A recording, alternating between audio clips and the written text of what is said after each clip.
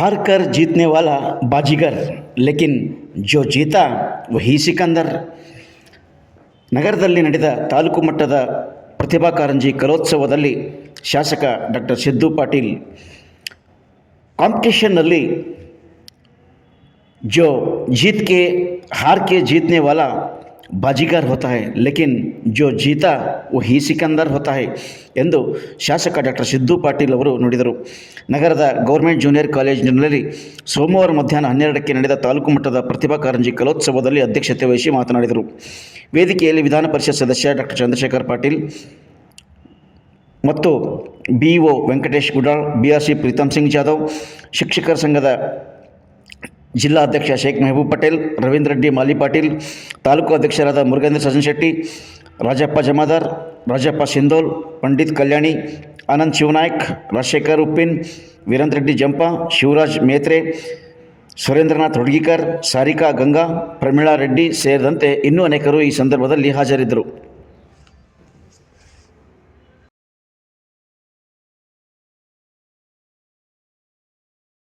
ಹೋಗ್ಲಕ್ಕೆ ಸಾಧ್ಯ ಇದೆ. ನಾವು ನೆಗೆಟಿವ್ ಥಾಟ್ಸ್ ಹೋದೇವು ಅಂತಂದ್ರೆ ನಾವು ಯಾವುದೇ ಕ್ಷೇತ್ರದಲ್ಲಿ ಮುಂದೆ ಹೋಗ್ಲಕ್ಕೆ ಸಾಧ್ಯನೇ ಆಗಲ್ಲ. ಯಾಕಂತಂದ್ರೆ ಹಿಂದಕ್ಕೆ ನೋಡಿದ್ರೆ हार के जीतने वाला को बाजीगर कहते हैं. ಏನಂತಾರ? हार के जीतने वाला को बाजीगर कहते हैं.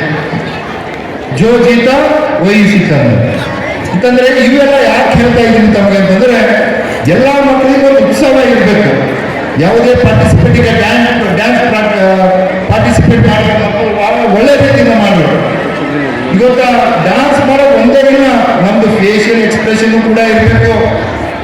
ನಮ್ದು ಫೇಶಿಯಲ್ ಎಕ್ಸ್ಪ್ರೆಷನ್ ಇರಬೇಕು. ನಾವು ಸುಮ್ಮನೆ ಡ್ಯಾನ್ಸ್ ಮಾಡ್ಲಿಕ್ಕೆ ಒಳ್ಳೆ ರೀತಿ ಡ್ಯಾನ್ಸ್ ಮಾಡ್ತೀವಿ. ತಾವು ಫೇಶಿಯಲ್ ಎಕ್ಸ್ಪ್ರೆಷನ್ ಇದ್ರೆ ನಮಗೆ ಮಾರ್ಕ್ಸ್ ಕಮ್ಮಿ ಸಿಗ್ತಾವ. ಗೊತ್ತಾ? ನೋಡು ತಾಯಂದಿರಿಗೆ ಗೊತ್ತಾ ಏನು ಇವತ್ತ ನಮ್ಮ ತಾಯಂದಿರು ಅಕ್ಕ ತಂಗಿಯರು ಇವತ್ತು ಲಗ್ನ ಮಾಡ್ಕೊಂಡು ಹೋಗಿಲ್ಲ ಗಂಡನ ಮನೆಗೆ ಹೋದಾಗ ಹೇಳ್ತಾರ, ಹೆಂಗ ನಾವು ನಕ್ಕೋತಾ ಇದ್ದಿ, ನಾವು ನಕ್ಕೋತಾ ಮಾಡಿದ್ವಿ ಅಂದ್ರೆ ಏನು ಮಹಾಲಕ್ಷ್ಮಿ ಸಾಕ್ಷಾತ್ ಮಹಾಲಕ್ಷ್ಮಿ ಹೇಳ್ತಾರೆ. ಇವತ್ತು ಹನಿ ಗಂಟೆ ಹಾಕೊಂಡ್ರೆ ಏನು ಬೈತಾರ, ಇದೇನು ಮತ್ತೆ ಅಪ್ಪೇಸಿ ಮನೆಯಾಗ ಹನಿ ಗಂಟೆ ಹಾಕೊಂಡೆ ಅಂತ ಹೇಳಿದ್ರೆ ಅದು ನಾನು ಯಾಕೆ ಹೇಳ್ತೀನಿ ಮಕ್ಕಳಿಗೆ ಅಂತಂದ್ರೆ ಈ ಥರ ಎಲ್ಲದರಲ್ಲೂ ಕೂಡ ತಮ್ಮ ತಮ್ಮ ಒಂದು ಪ್ರತಿಭೆಯಲ್ಲಿ ತಮ್ಮ ತಮ್ಮ ಒಂದು ಇದು ತೋರಿಸ್ಕೋಬೇಕಾಗ್ತದೆ. ಅದಕ್ಕಾಗಿ ನಾವು ಮಕ್ಕಳು ಇವತ್ತೇನು ನಮ್ಮ ತಾಲೂಕು ಮಟ್ಟದಿಂದ ಹೋಗ್ತಾ ಇದ್ದೀವಿ, ತಾವು ಕೂಡ ರಾಷ್ಟ್ರ ಮಟ್ಟದಾಗ ಇವತ್ತೇನು ನಾವು ಪಾರ್ಟಿಸಿಪೇಟ್ ಆಗ್ತಾ ಇದ್ದೀರಿ ಅಲ್ಲೂ ಕೂಡ ಗೆದ್ಕೊಂಡು ಬರ್ತೀರಂತ ನನಗೆ ಆಶ್ವಾಸನೆ ಇದೆ. ಅದರಾಗೆ ಇವತ್ತು ಏನು ನಮ್ಮ ತಾಲೂಕಿನಲ್ಲಿ ಇವತ್ತ ನಮ್ಮ ದೇವರಿಗೆ ನಾನು ಪದೇ ಪದೇ ಹೇಳ್ತೀನಿ, ಇವತ್ತು ಶಿಕ್ಷಣ ಕ್ಷೇತ್ರಕ್ಕೆ ಭಾಳ ಒತ್ತು ಕೊಡ್ತಾ ಇದೆ ಸರ್ಕಾರ. ಇವತ್ತು KKRDBನಲ್ಲಿ ಈಗಾಗಲೇ ನಮ್ಮ ಇಂಜಿನಿಯರ್ಗಳು ನಂಬರು ಕೂಡ ಸುಮಾರು ನಾವು 15 ಕೋಟಿ ರೂಪಾಯಿ ನಮ್ಮ ಶಿಕ್ಷಣ ಇಲಾಖೆ ನಾವು ಇವತ್ತು ಕೊಡ್ತಾ ಇದೆ. ಇವತ್ತು 15 ಕೋಟಿ ಸಾಮಾನ್ಯ ಮೊತ್ತವಲ್ಲ.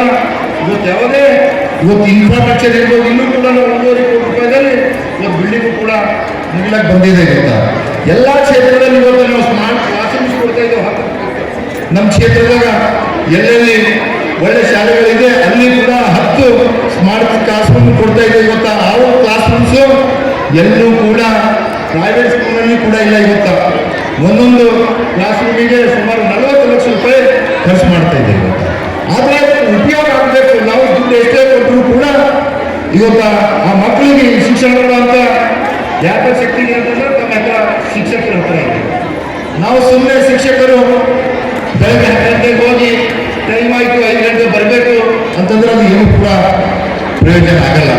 ಒಂದೇ ಒಂದು ಸ್ಮಾಲ್ ಎಕ್ಸಾಂಪಲ್ ಹೇಳ್ತೀನಿ ನಿಮಗೆ. ಇವತ್ತು ನಮ್ಮೆಲ್ಲ ಟೀಚರ್ಸ್ಗಳಿಗೆ ತಮಗೆ ಇದು ಗೊತ್ತಿಲ್ಲ, ಸರ್ಕಾರ